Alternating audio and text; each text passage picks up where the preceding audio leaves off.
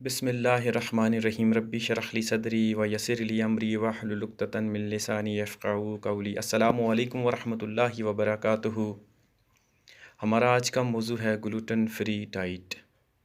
जैसा कि हम जानते हैं कि गंदम या ग्लूटेन की बीमारी एक ऐसी बीमारी है जिसका कोई इलाज अभी तक दरियाफ़्त नहीं हुआ, सिवाय इसके कि इस बीमारी से मुतासर अफराद ग्लूटेन वाली ग़ज़ा से मुकम्मल परहेज़ करें और अपने लाइफ़स्टाइल को थोड़ा सा तब्दील कर लें ताकि मज़ीद पेचीदगियों से और परेशानियों से बच सकें।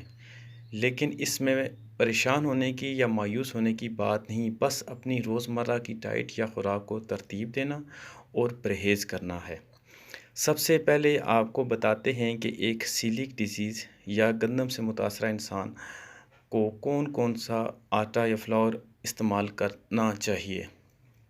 तो इस ज़मन में आपको सबसे पहले चावलों का आटा, दाल का आटा, मकई का आटा, बादाम का आटा जो लोग अफ़ोर्ड कर सकें, और शुमाली इलाका जात में एक बकव्हीट मिलता है वो, इसके अलावा बेसन का आटा, या इन तमाम आटों को थोड़ा थोड़ा सा मिक्स करके एक नए टेस्ट में डेवलप करके भी इस्तेमाल किया जा सकता है, लेकिन गंदम के आटे से मुकम्मल परहेज़ करनी होगी।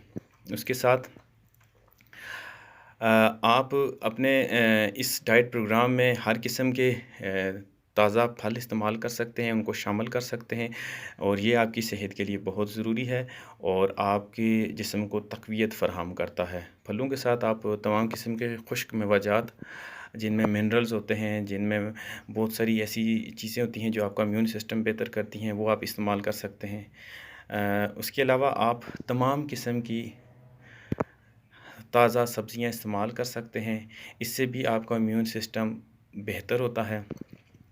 और दूध से बनी तमाम अशिया यानी डेयरी आइटम्स आप तमाम इस्तेमाल कर सकते हैं, इसमें किसी किस्म की कोई ममानत नहीं है। इसके अलावा तमाम किस्म का गोश्त जिसमें फ़िश, चिकन, बीफ, मटन सारे शामिल हैं, आप इस्तेमाल कर सकते हैं। इसके अलावा अंडा, दूध, ताज़ा सब्ज़ियाँ, फ्रूट आपके इम्यून सिस्टम को बेहतर बनाता है और आपको सेहतमंद ज़िंदगी की तरफ गामज़न करता है, जिससे आप अपनी एक खुशहाल और सेहतमंद ज़िंदगी गुजार सकते हैं। इसके साथ ही मुझे इजाज़त दीजिए, हाज़िर होंगे एक नए मौजू के साथ। इस वीडियो को देखकर लाइक और सब्सक्राइब करें ताकि मज़ीद वीडियो भी आपको मिल सकें। टिल दैट, अल्लाह हाफ़िज़। अपना ख़्याल रखिए और दूसरों का एहसास कीजिए। अस्सलामु अलैकुम व रहमतुल्लाहि व बरकातुहू।